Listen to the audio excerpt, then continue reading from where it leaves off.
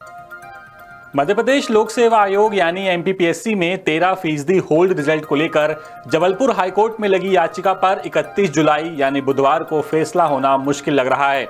और इसका कारण है ये याचिका ओबीसी आरक्षण को लेकर लगी 80 से ज्यादा याचिकाओं के साथ क्लब कर दी गई हैं। यानी अब सभी की सुनवाई एक साथ होगी। पहले 13% रुके हुए रिजल्ट को जारी करने को लेकर लगी याचिका पर सिंगल सुनवाई चल रही थी। ओबीसी आरक्षण 14 से बढ़ाकर 27% करने को लेकर अलग अलग याचिकाएं पहले से ही हाईकोर्ट में दायर थीं।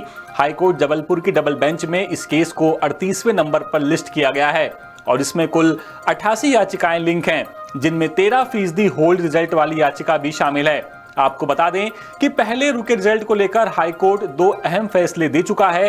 पहला आदेश 4 अप्रैल को था, जिसमें साफ था कि 13% होल्ड रिजल्ट की सूची जारी की जाए और साथ ही ये बताया जाए कि क्या 87% कैटेगरी में ऐसा कोई उम्मीदवार चयनित हुआ है जिसके नंबर 13% से कम हो। आदेश का पालन नहीं करने पर हाईकोर्ट ने 16 जुलाई को मध्य प्रदेश शासन पर 50,000 का जुर्माना भी लगाया था और साथ ही जवाब देने का अंतिम मौका भी दिया था। अब आपको बताते हैं अब इस पूरे मामले में आगे क्या होगा। दरअसल ओबीसी आरक्षण का मुद्दा सुप्रीम कोर्ट में ट्रांसफर हो चुका है। ये बात लंबे समय से मध्य प्रदेश शासन हाई कोर्ट में कह रहा है, लेकिन सुप्रीम कोर्ट में अभी तक इस मामले पर सुनवाई शुरू नहीं हुई है। पहले भी मध्य प्रदेश शासन इस मुद्दे को सुनवाई के लिए टालता रहा और फिर बाद में ट्रांसफर याचिका लगाकर सुप्रीम कोर्ट में केस को ट्रांसफर करा लिया। साल 2019 से ये मुद्दा चल रहा है, लेकिन इसका अभी तक कोई फैसला नहीं हुआ। कुल मिलाकर ये पूरा मामला बेहद पेचीदा हो चुका है।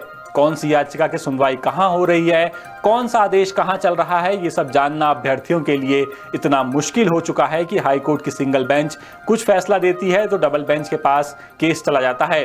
हाईकोर्ट फैसला दे भी देगा तो मामला फिर सुप्रीम कोर्ट में फंसेगा।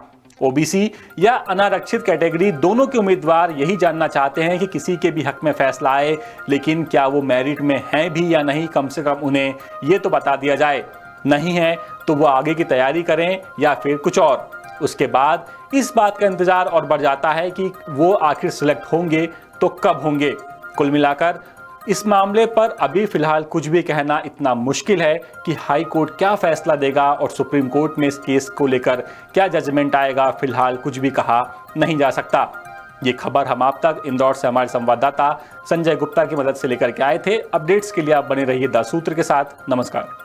लेटेस्ट, इन्वेस्टिगेटिव और इन डेप्थ खबरें देखने के लिए ज्वाइन कीजिए द सूत्र का व्हाट्सएप चैनल, सब्सक्राइब कीजिए यूट्यूब चैनल, लाइक कीजिए फेसबुक पेज और पढ़ते रहिए वेबसाइट www.daसूत्र.com।